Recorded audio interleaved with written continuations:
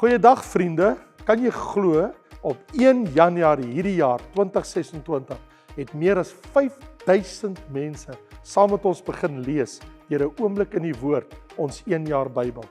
Wat 'n voorreg om so saam op reis te wees hierdie jaar. Daarom wil ek jou persoonlik uitnooi. Ons gaan maandeliks tyd neem waar ons saam gaan kyk na die tekste wat gelees is en waar jy kan vra. Kom vra jou vrae oor daai tekste waar ons was, of ons in Genesis was of waar ons ook al in die Bybel gelees het. En as jy dalk nog 'n Bybel soek, goeie nuus, nog 800 Bybels is nou weer beskikbaar. So gaan kyk nou by raymondlombard.com. Ek sien jou Woensdag aand by Wat sê die Bybel?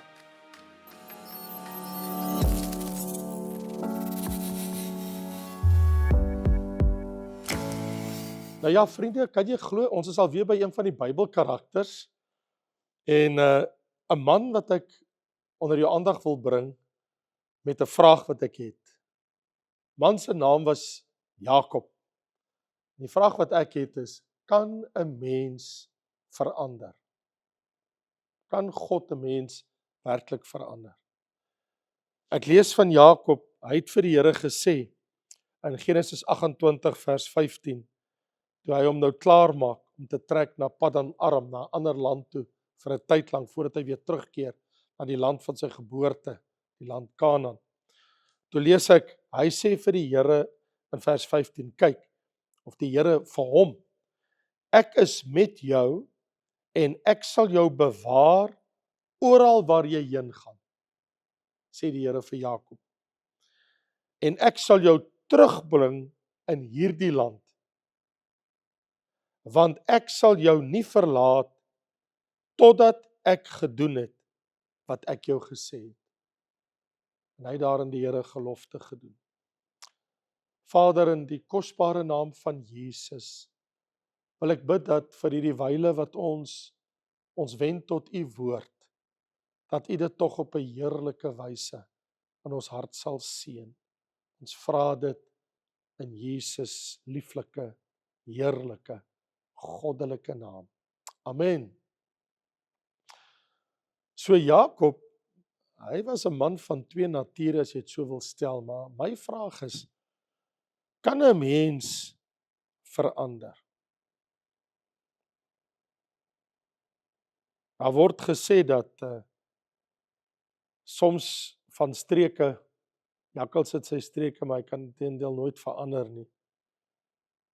Jakob was een van 'n tweeling. Ek wil jou net daaraan herinner as jy dit nie geweet het nie. Hy en sy broer Esau is saamgebore. Toe sy broer Esau gebore is, het hy die hakskeen van sy broer vasgehou. Die tweeling toe hulle gebore is. Maar Jakob se lewe is anders. Is anders in die sin van, ek dink dis seker een van die mees uitstaande karakters in die Bybel wat die meeste uitstaan, vir my in elk geval, van die teenwoordigheid van konflik in 'n gelowige se lewe. Dis asof daar was net altyd konflik in Jakob se lewe. En in Jakob vind ons goed en sleg. En sy karakter is moeilik om te beskryf. As jy dit wil doen deur 'n enkele woord, is moeilik. Ek bedoel van Abraham, ek kan sê, Abraham is die vader van die gelowiges. Die Bybel is daaroor duidelik. Van Josef kan ek sê, 'n rein skoon jongman, wat die Here gevrees het en die Here liefgehad het. Maar van Jakob, wat moet ek sê oor Jakob? 'n man van bedrog, 'n man van gebed, 'n man van uithou vermoë, deursettingsvermoë, planne. Jakob se pa was Isak. Sy oupa was Abraham. Abraham, Isak en Jakob. So Jakob was een van die drie aardsvaders, Abraham, Isak en Jakob.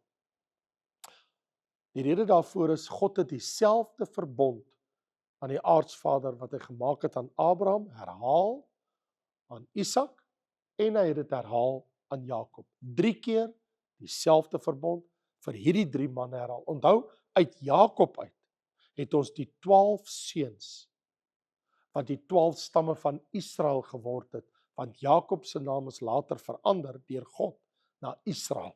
God het Jakob se naam verander later in sy lewe na Israel. Maar eers was sy naam Jakob, die naam wat sy vader en sy moeder vir hom gegee het. En as ons na Jakob gaan kyk met die vraag, kan 'n mens verander, dan sien ons eintlik die storielyn van sy lewe vandat hy gebore is tot sy dood toe. Ons het sy hele lewensverhaal is opgeteken. Sy hele lewe van sy geboorte af. Selfs voor hy gebore is, lees ek hier in Genesis 25, en toe die 2 kinders teen mekaar stoot binne in haar. Toe lees ons dat Rebekka gaan om die Here te raadpleeg. Sy sê, waarvoor leef ek as hierdie 2 so my skoot te kere gaan?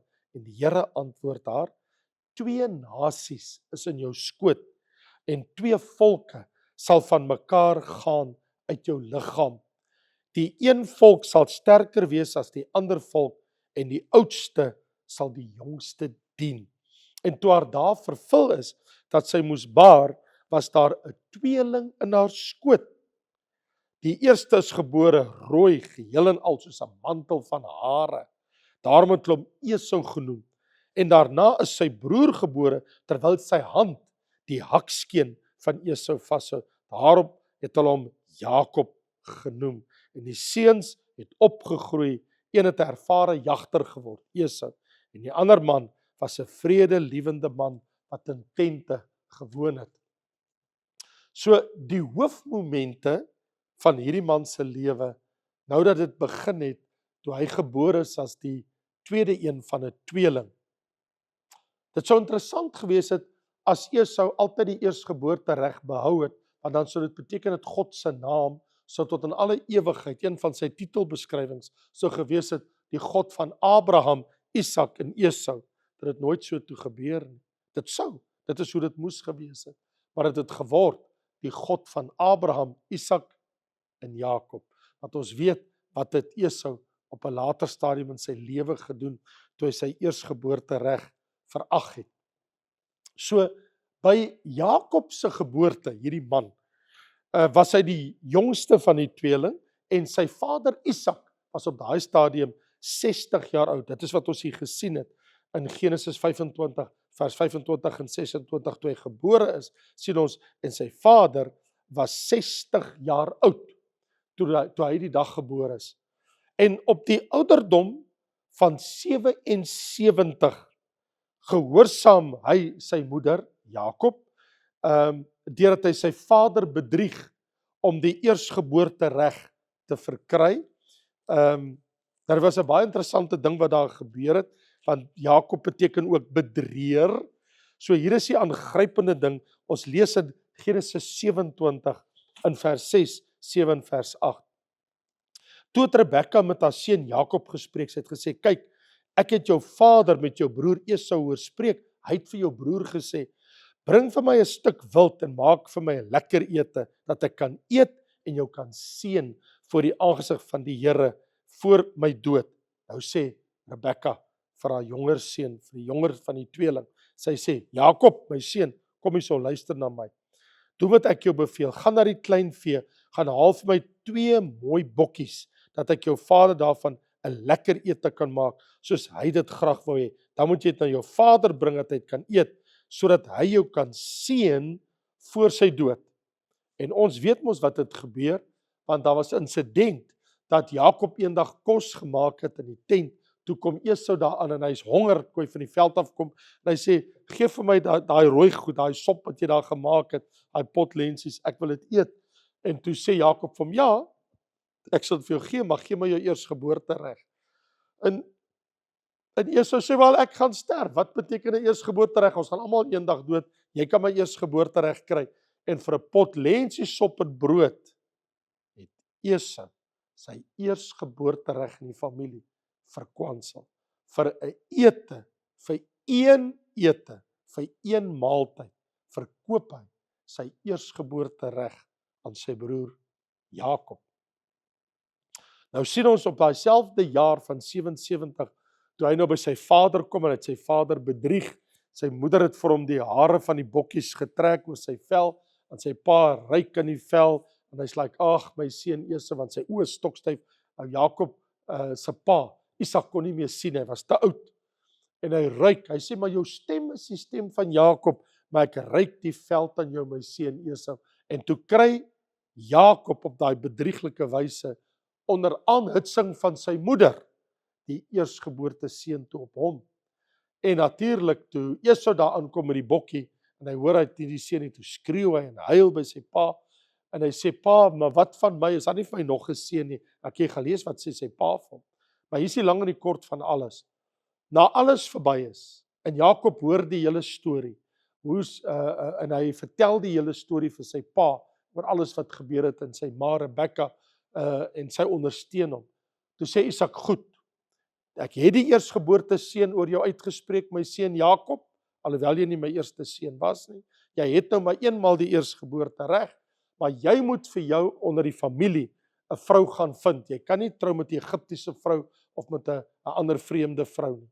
En so op 'n ouderdom van 77, toe vertrek hy na sy moeder Rebekka se broer Laban. Nou, eintlik het ook maar gevlug van Esau weg, want Esau sê, as my pa dood is, maak ek jou dood oor wat jy gedoen het. Nou lees ons hier in Genesis 28, daarvan vers 10 af, hierdie wonderlike ding wat daar gebeur het. Daar staan, en Jakob het uit Berseba vertrek en na Haran gegaan. Nou gaan hy daar na die familie toe waar Isak hom naartoe gestuur het. Hy kom op 'n plek en die son het oorgebly, die nag het, om daar die nag oor te bly, want die son het al ondergegaan. En hy kry 'n klip en hy lê daar met sy kop op 'n klip en slaap. En hy droom. En daar's 'n leer wat van die aarde opgerig is na die hemel. En die engele van God klim op en die engele van God klim af daar langs. En kyk, die Here het bo aan die leer gestaan. En die vir hom gesê, ek is die Here, die God van jou vader Abraham en die God van Isak, jou oupa en jou vader. Die land waar jy op lê en slaap, sal ek aan jou en jou nageslag gee. Hy is nog steeds in die land Kanaan. Die Here sê vir Jakob, terwyl hy vlug vir sy broer Esau, en met die seun van sy vader, en sy moeder gaan na sy familie toe, Rebekka se familie. En die Here sê, jou nageslag sal wees soos die stof van die aarde, en jy sal uitbrei na die weste, en die ooste, na die noorde en die suide, en in jou nageslag sal al die geslagte van die aarde geseën word. En is waar, want onthou, uit Jakob, wie se naam toe later eers verander word na Israel toe, kom die 12 seuns, en een van die 12 seuns was Juda, en uit Juda kom Dawid, en uit Dawid kom die Christus, en Christus word toe 'n seën vir al die volke van die aarde. Nou staan daar, en hy word wakker, en hy sê, hierdie plek is niks anders as die huis van God nie, dit is die poort na die hemel. En hy staan die môre vroeg op, en hy rig die steen op wat sy kop op was as 'n gedenksteen, en hy gooi olie daaruit, en hy noem die plek Bet-El. Bet-El. Maar die naam van die stad was tevore Lus, en Jakob het 'n gelofte gedoen, en hy sê, as God met my sal wees om my te bewaar op die weg wat ek sal gaan, en aan my brood gee om te eet, klere om aan te trek, en ek kom behoue terug na die huis van my vader, en ek kom weer eendag terug na hierdie land toe. Hy sê, dan sal die Here my God wees. En hierdie klip, wat ek opgerig het as 'n gedenksteen, sal 'n huis van God wees. En van alles wat u my gee, sal ek sekerlik die tiendes aan u afstaan. Sê, Here, ek sal my tiende getrou aan u gee. Wat 'n woord van hierdie man, Jakob, aan die Here. En so gaan werk hy, kom by die familie van Laban in Paddan Aram, en op 'n ouderdom van 84 jaar, toe Jakob 84 jaar oud was, toe sy bedrieg deur Laban, toe word hy hierdie keer bedrieg, hy wat sy broer bedrieg het, hy word nou self deur Laban bedrieg. Nou lees ek hier in in Genesis hoofstuk 29 vanaf vers 25. En die ander dag môre na die huweliksnag, toe sien hy maar die vrou by wie hy geslaap het, sy naam was Lea en nie Rachel. En hy sê vir Laban, wat het jy nou gedoen? Was ek nie vir Rachel by u in diens nie, ek het vir u gewerk. Waarom het u my dan bedrieg? En Laban sê, nee, kyk, by ons is dit nie gewoond om die jonger dogter te gee voor die ouer een nie. Hy sê, hou die volle bruilofsweek, dan gee ek jou die ander een ook, vir diens wat jy nog 7 jaar by my moet volbring. So hier vind ons, dat hy was self bedrieg op ouderdom van 84, deur Laban, die broer van sy moeder Rebekka.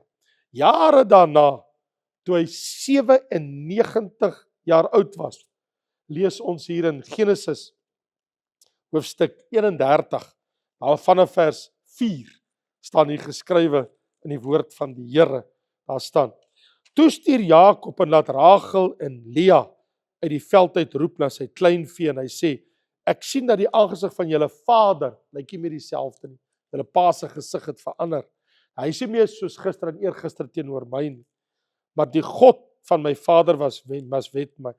Maar hy sê, maar julle vader, hy het my bedrieg, hy het my loon al 10 maal verander, en God het hom nie toegelaat om my skade aan te doen nie.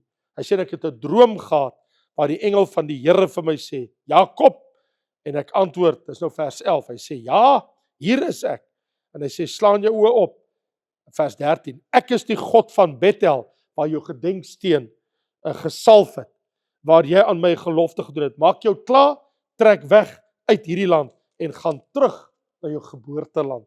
En hier sê die Here vir Jakob in 'n droom, vat jou familie, vat jou vrou en al jou kinders, en trek terug na jou geboorteland toe. Dit gebeur op 'n ouderdom van 97 jaar in sy leeftyd. Toe hy het al hierdie groot rykdom verwerf, en nou vlug hy met dit alles terug, waarvoor hy gewerk het, sy lewe deur. So, en op 97 lees ons, op sy ouderdom, op pad terug na die land toe. So die aand, op pad terug, toe lê en slaap hy, een aand. Dan lees ons in Genesis 32 vers 1. En Jakob het verder gereis, hy is op pad terug Kanaan toe, en die engele van God het hom ontmoet. Toe hy hulle sien, toe sê Jakob, dit is 'n leer van God, en hy het die plek Mahanaim genoem. En daai aand, toe sê die Bybel, toe hy nou lê en slaap, toe gebeur daar iets wonderbaarliks. Vers 6 sê, hulle sê vir hom, nee, maar jou broer Esau is op pad, en hy stuur die mense weg. En daai aand, toe gaan lê hy in slaap, alleen. En terwyl hy daar lê en slaap, verskyn die Here aan hom. En daar staan nou, daar in vers 22, dieselfde nag het hulle deur die Jabok getrek, maar Jakob het alleen agtergebly. Nou hoor wat sê vers 24 van Genesis 32. En 'n man, hoofletter, die Here, het met hom geworstel tot dagbreek. En toe hy sien, hoofletter die Here, dat hy hom nie kon oorwin nie, toe slaan hy op sy heupbeen, sodat die heupbeen van Jakob uit lid geraak het in die worsteling met die Here. Toe sê hy, die Here, laat my gaan, want die dag het gebreek. Maar hy antwoord, ek sal u nie laat gaan, tensy dat u my seën. En hy vra hom, hoe is jou naam? Asof die Here nie weet. Maar hy wil hê, hy moet dit vir hom sê. En hy antwoord, Jakob. Toe sê hy, jy sal nie meer Jakob genoem word nie, maar Israel. Want jy het geworstel met God en met die mense en het oorwin. Jakob, jy het 'n nuwe naam. Jou naam is nou Israel. Op sy ouderdom van 97 verander God sy naam na Israel toe. En hy word met sy broer Esau weer herenig. In Genesis 33 lees ons toe sy broer by hom kom, hoe hy hom gesoen het en vasgehou het na al die jare. En hulle twee stoor herstel in 'n verhouding met mekaar. En op die ouderdom van 107 jaar oud, toe keer hy terug na die plek Bethel, daar waar hy aan God 'n gelofte gedoen het.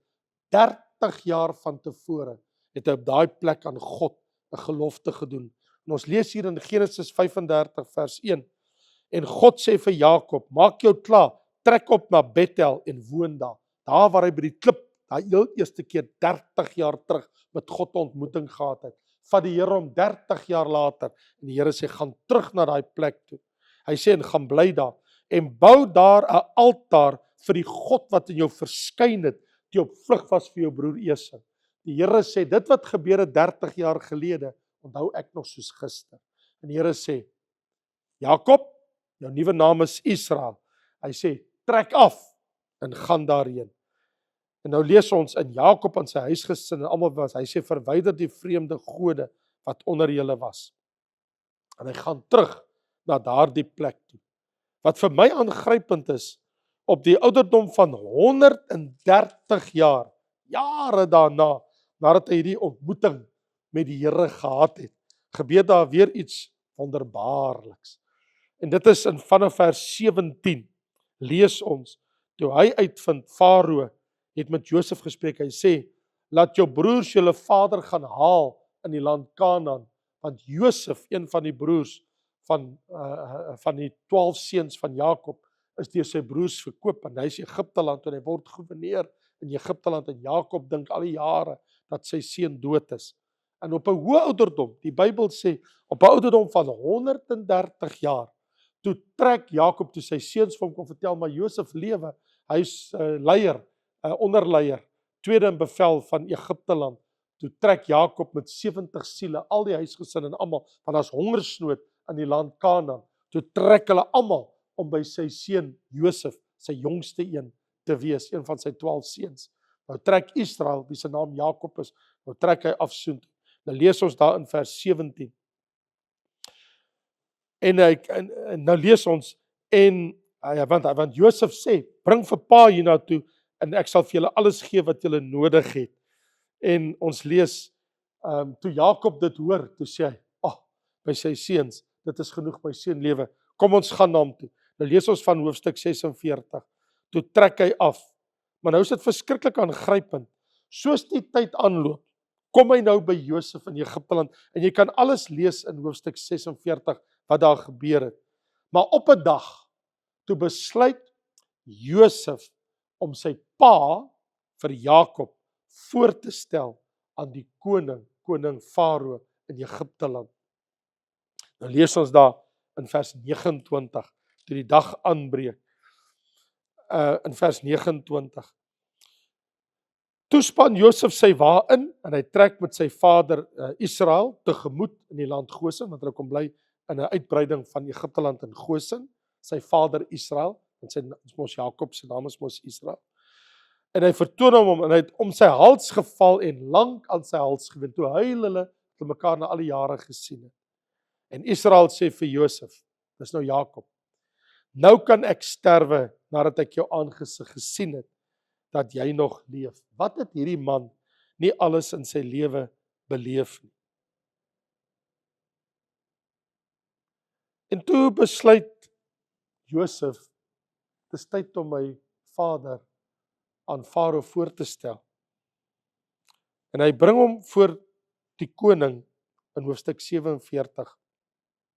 En Farao sê vir Jakob, vers 8, hoeveel is die dae van jou lewensjare? Hoe oud is jy nou?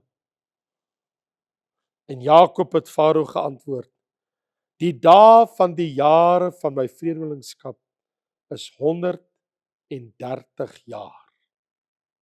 Min in getal en vol teëspoed was die dae van my lewensjare. Hy sê ek is 130 jaar oud vandag.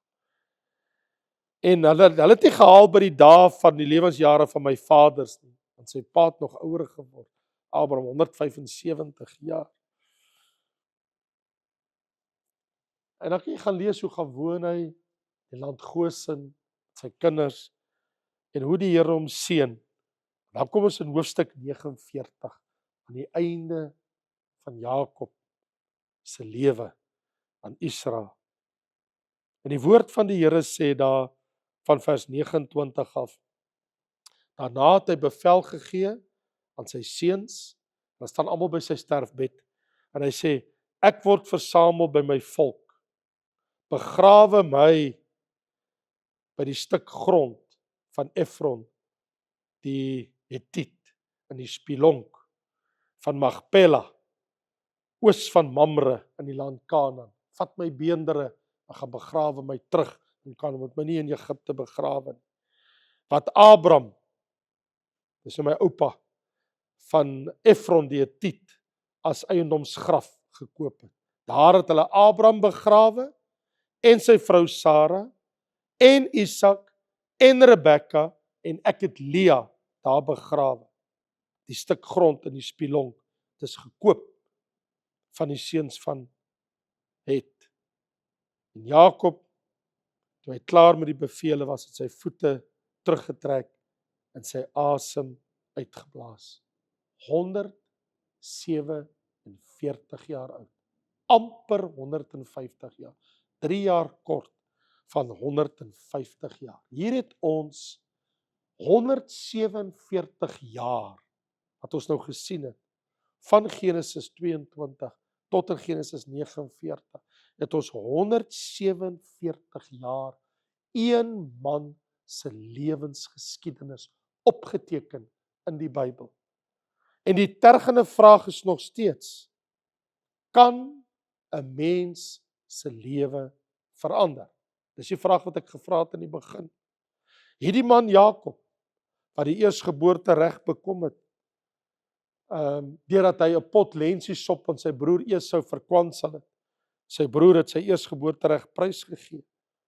Het God se naam vir ewig. Die God van Abraham, die God van Isak en die God van Jakob. 'n Man het dit reg gekry dat God se naam aangepas word. Dat God ook die titel sal hê, die God van Abraham, Isak en Jakob, nie die God van Abraham, Isak en Esau nie. Een man wat sy lewe so verander het, dat God sy naam verander het na Israel toe. En tot vandag toe lewe sy volk na al die jare, na 4000 jaar, lewe die nageslag van Jakob, wie Isak is, sy seun, wie God vernoem het, na Israel. Sy nageslag, die nageslag van Abraham, Isak en Jakob, lewe tot vandag toe in die land van Israel. God het hom geseën en gesê, jou nageslag sal in hierdie land woon. Ja, wat leer ek uit hierdie man se lewe uit? Wel, in die eerste plek, wat jy saai, sal jy maai. Hy was eers 'n bedrieër wat sy broer en sy vader dan bedrieg het uit wat daar gebeur het. Maar die Here het hom vergoed. Aan die einde het die Here hom ontmoet en het die Here sy lewe verander. Ook sy naam verander. En nou het ek 'n vraag. Wat is jou naam? Kan die Here ook my en jou naam verander? Want ek lees in Openbaring hoofstuk 2 vers 7 waar die Here sê, hy sê, en ek gee vir jou 'n nuwe naam as jy oorwin. Die Here het ons lewens verander, van sondaars na kinders van God. En as kind van God, as Christen, het ek nou 'n nuwe naam. Ons lees in Handelinge 11, dat hulle wie Jesus volg, sy naam hulle is vernoem na Christus, en is genoem Christene. So ook ek en jy, ons lewe het verander. Die Here het Jakob se lewe verander na Israel toe, en God se seën is op hom tot vandag toe. Maar in Jesus Christus het die Here ons verander van sondaars op pad na ewige hel, na die heerlike hemel. En die Bybel sê, en wanneer ons by hom kom, gee hy ook vir ons in Openbaring 'n nuwe naam. So volgens die belofte van die Here, ja, die Here verander ons nie net nie, die Here gee ook vir ons 'n nuwe naam. Met die belofte, soos wat die Here vir Jakob gesê het, wie se naam hy na Israel verander het, ek sal jou nooit begewe en jou nooit verlaat, ek sal altyd by jou wees. Lees ek in Hebreërs 13. Die Bybel sê, Jesus Christus is gister en vandag, en tot na alle ewigheid dieselfde. En hy sê, ek sal jou nooit, maar nooit verlaat. Die Griekse teks is so sterk op dit in Hebreërs 13, dat die Here sê, ek sal jou nooit verlaat nie. Ek en jy het hierdie belofte van die Here. Hy sal my nooit verlaat tot in alle ewigheid nie. En dat hy dieselfde God is, die God van Abraham, Isak en Jakob, is dieselfde God en Vader van ons Here Jesus Christus. En sy getrouheid deur sy seun Jesus, jou nuwe naam is jy's nou 'n Christen, want jy volg my seun Jesus, jy volg die Christus. Maar ook wanneer jy by my kom, gee ek jou 'n nuwe naam. Dis die belofte van die Here. Kom ons bid saam. Vader, dankie vir hierdie wonderlike besef. Daar sal vir ons ook eendag 'n nuwe naam gegee word. Here, kan 'n mens verander? Ja. U woord sê in Korintiërs hoofstuk, die tweede boek hoofstuk 5, as iemand in Christus is hy 'n nuwe skepsel. Die ou dinge het verbygegaan. Alles het nuut geword. Here, ons ou dinge het verbygegaan. Alles het nuut geword in Jesus Christus, ons Here. Dankie Here vir 'n nuwe begin. Dankie vir 'n nuwe lewe. Dankie dat U ons rigting verander het van 'n ewige verdoemenis na die ewige heerlikheid wat ons naam is geskrywe in die boek van die lewe. En dat U ook vir ons 'n nuwe naam eendag gaan gee. Ons dankie daarvoor. En dat ons gaan woon in die nuwe stad, die nuwe Jerusalem, tot in ewigheid. Amen en amen. Mag die Here jou seën tot 'n volgende keer.